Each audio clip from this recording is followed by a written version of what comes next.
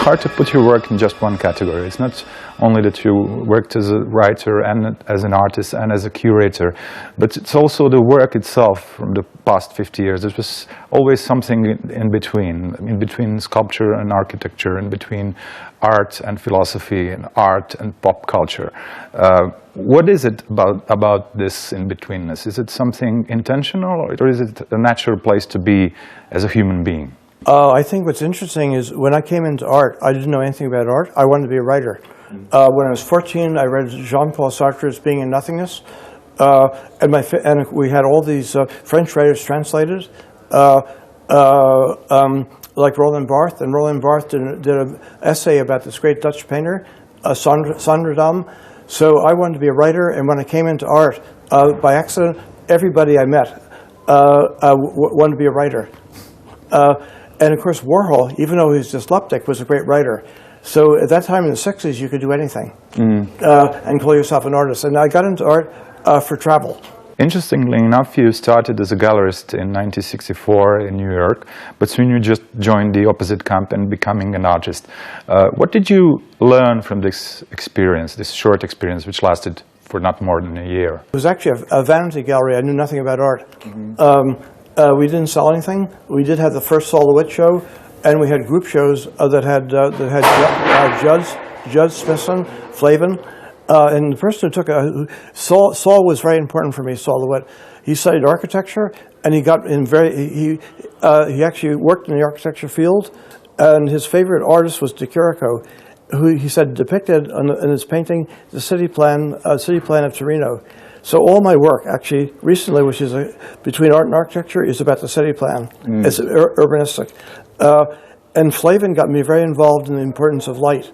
And I've done a lot of things in Norway because Hudson River School painters, Thomas Cole, were very important. So I was influenced by the people I met without having any background in art. One of the artists whose work you've shown at your gallery was Sol LeWitta. Sol LeWitta is also the person who coined the term conceptual art as we know it today. Even before that, you made proto-conceptual work.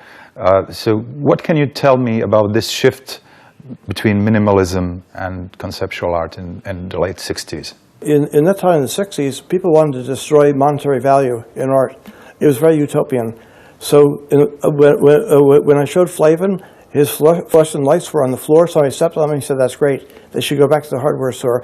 Sol for my show, Sol did things that were shellacked wood. He said they should be used for firewood, and Carl Landry wanted the bricks to go back to the store. And Lichtenstein, who was actually a hero of mine, said he wanted to destroy painting by putting cheap printed matter on painting. So my solution was to do things as magazine pages that were disposable. And also they were all about humor. And my biggest influences were not conceptual art, which I thought was kind of a fake idea about art and philosophy.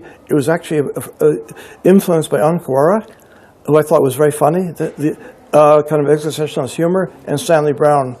And all the great artists I like were dealing with humor. Of course, I'm Jewish, so I relate Lichtenstein in my writings about rock and roll to the Ramones, kind of ironic Jewish humor. What was it that attracted you to the medium of the magazine page? Well, 60s was a magazine culture, and I love magazines. My Homes for America was a fake think piece. It was as if it would be for Esquire magazine, which always had a sociologist and a well-known photographer taking photographs of the suburbs. In fact, it's actually a fake, making fun of it. It's certainly not a critique of minimal art, and it's not, and it's certainly not sociological. It's really about the city plan, the suburbs, which I think was more important than the white cube. And it's also about. I'm Jewish and I grew up with kind of working class Italian Americans, so it's a celebration of the petit bourgeois culture.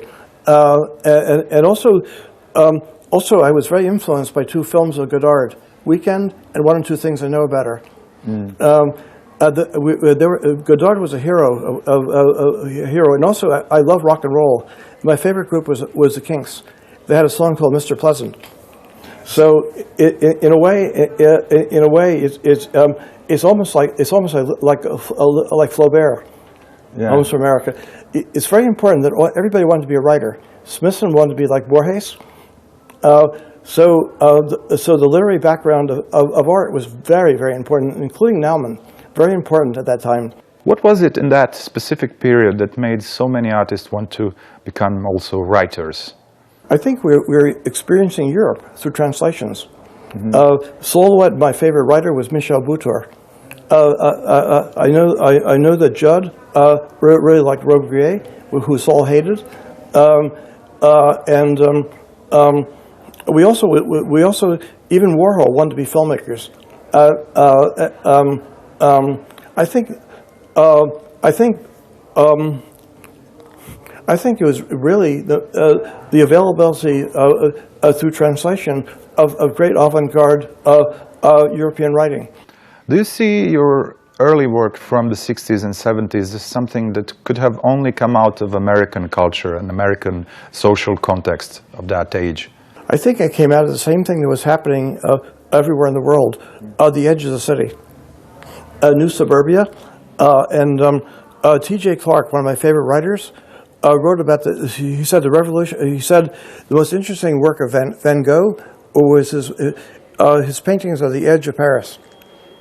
And I guess I grew up in New Jersey in a suburban culture, but Ed Ruscha also grew up in that culture. It was a highway culture. In that sense, it's American, but it happened everywhere else. I'm going to screen tomorrow a video I made of the biggest shopping mall in the world, West Edmonton Shopping Mall, in Canada. So I think it just happened first in America, but it's actually happening probably in Prague right now, probably here with the big shopping malls. How has pop music influenced your work, and can this interest be used as a sort of an introduction to what you do? I have two great hobbies, rock music and architecture tourism. I also see my work as basically a passionate hobby. I think it's very similar to Ed Ruscha in that way. I didn't go to art school, or university. There was a time in the 70s where the cities were decaying, New York City was decaying, and we had these very small little alternative spaces where artists performed in rock groups, and we did performances. I'm sure this happened really in Slavic countries also. Also, the 70s were great because the city was decaying. So it was a great time. I was very close to the people from Sonic Youth. I met Kim Gordon when she was kind of lost, and I got her into writing because I read an article, New Wave Feminism, comparing Julia Kristeva to Lydia Lunch and the Raincoats. It was turned down. I gave it to her, and she wrote an article called Trash, Drugs, and Male Bonding. I recommend her book, Is It My Body, of her writings. And Thurston, they lived downstairs from me in my $400 apartment for many years. I think it was also just New York in the 70s. Every artist had a rock group. I didn't. I just put money in. I was very close friends with musicians all my life. You're also quite known for your performance pieces and video works. And these two mediums were connected at that time. Even your performance pieces usually included a camera, a mirror, video screen projections, and things like that. Could you explain this connection? The connection was I got myself a temporary teaching job in Nova Scotia College of Art in Canada because I didn't have any money for camera, movie or video camera, and I knew Canada had a lot of equipment because Canada's a media culture. Also, I was in love with TV. One of my most favorite articles is about the Dean Martin TV program, which I compared to Bertolt Brecht, because Dean Martin was reading on what they called idiot cards. He was supposed to be drunk, so he was reading a script and making mistakes. So my audience was really was actually students who I was teaching in art school in Canada, the connection was TV was video was basically using Plotapack, very cheap equipment, temporary, and I can never relate to these huge video spectacles like Bill Viola, Dora Birnbaum. I always wanted an informal situation with a group of people, and of course, in early video culture, that the community was very important, and the temporariness. And yes, there are small situations because they were done with my students. Another interesting outside reference is also science fiction as a genre. I discovered it as everybody else did, particularly the French, Philip K. Dick. Also, I was using marijuana, and I never took LSD, but hashish. And there's a series. There are two great science fiction writers from England, Michael Moorcock and Brian Aldiss. And also science fiction deals with time paradox. I was very interested in that. That did inform, in a way, a lot of my ideas for pieces, like Past, Future, Split Attention. How did your work evolve from performance art and video into public installation work and the so-called pavilions? Could you explain this a little bit further? I did a very, very important piece. It depended on the shows I was in. In the Venice Biennale in '76, there was a show called Ambiente, which meant space, spaces. It had his art povera, like Joseph Cornelis, having horses with hay, and also the editor with Michael Asher and me.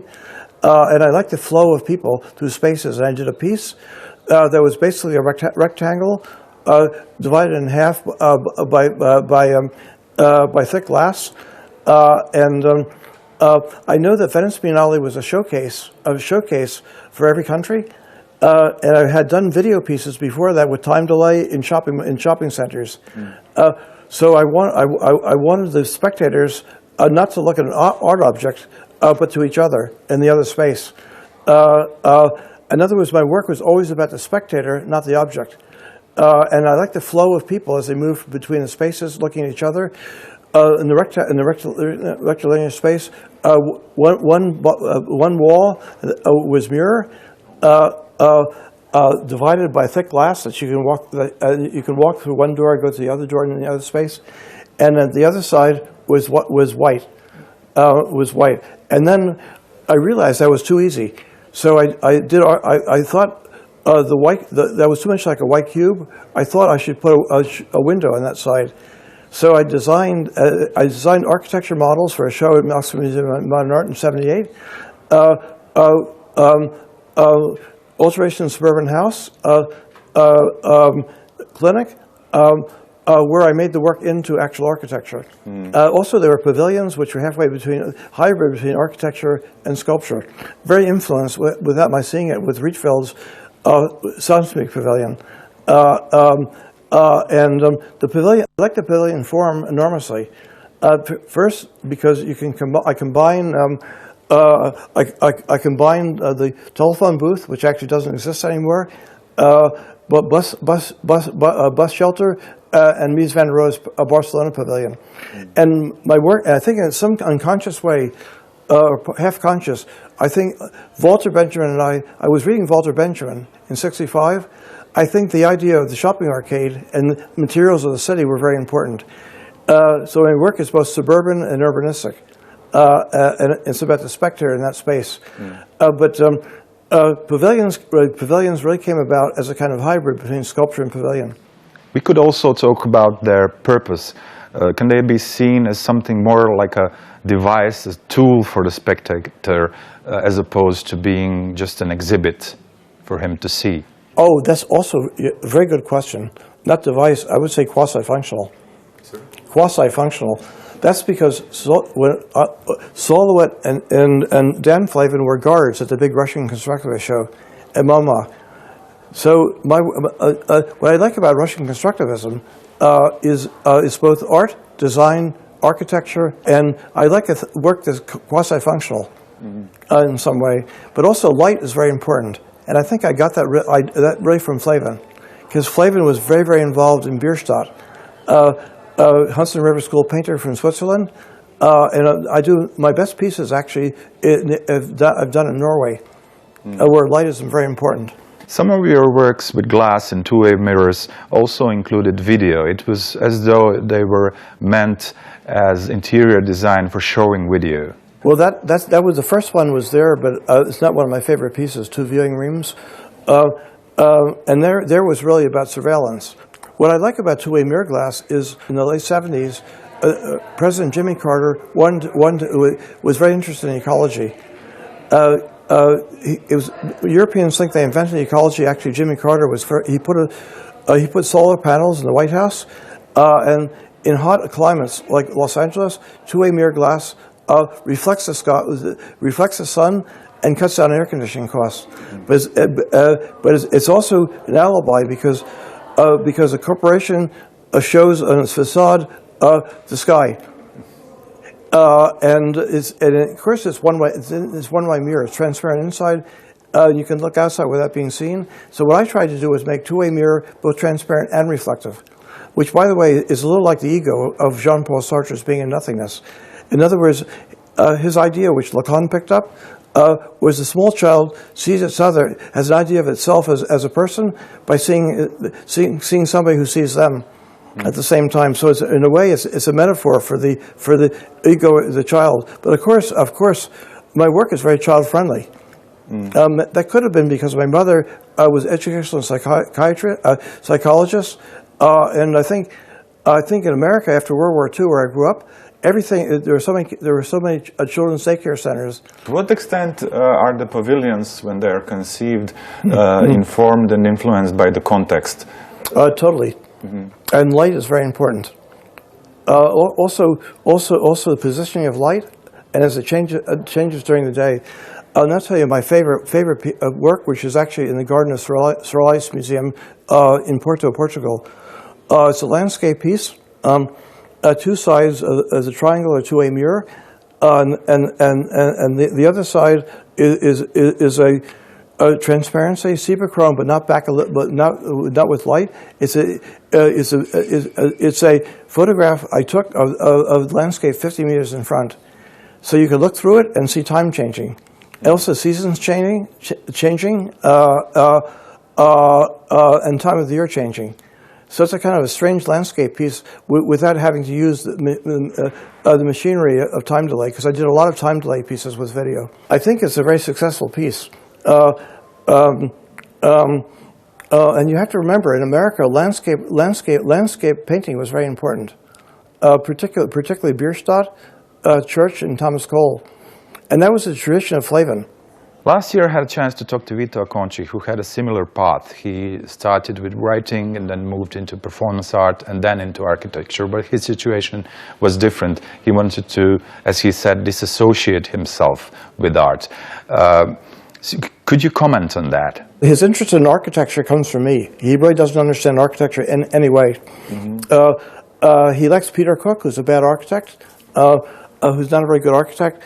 Vito was in the Marines, so he really wants to succeed. But he's a theater man, and he was very, very good at theater. He took a lot of ideas from my article, subject matter, which was about Naumann and Simone Forti. But interesting about Vito is he was a great poet and a great theater man. As an artist and architect, I think he's about zero, to be honest. He talks a good talk, but he doesn't know anything about architecture. But he actually comes out of John Cage, and he had a magazine, 0 to 9, which published all my articles that were unpublishable, like subject matter. So he picked up a lot of those ideas. But now, my work is somewhere between art and architecture. It's a hybrid. All artists want to be architects, and all artists want to be architects. All architects want to be artists. It's a kind of disease. Your work is much more prominently shown in Europe and Japan as opposed to America. Why is that? I'm not so well known in America. Japan. I was very lucky to have very lucky to be in Japan through the Japan Foundation. Got me over there, and then I had a very good dealer, Keiko Shimada, and I knew, my wife is Japanese, I knew that Japanese Americans have fantasy about Japan, and the Japanese have a fantasy about Americans. And Europe is important because actually, through personal contacts, Casper Koenig and I were close friends when he was in New York, and his whole attitude toward art was fun and playfulness. And he got me into some of the major exhibitions. And of course, being Jewish, I guess I'm favored in Germany. I have a special privilege. But also, I like the large exhibitions that Germany had, like Documenta, because you can play with mass public. And then in France, I did so many things in the 80s because the FROCs, the Regional Art Associations, were the idea of the socialist government to make art regional. And I got very involved in garden architecture because I wrote an article called Museum is Garden, Garden is Museum, because I think the first museums were landscape parks.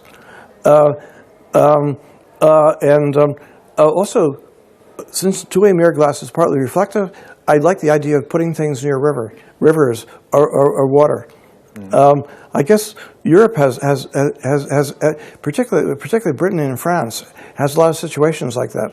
You've mentioned humor like 5 times after we started talking. Could you explain this? Do you see humor as something that has inherent connection with art, or is it just a human sensibility? Humor and shock value.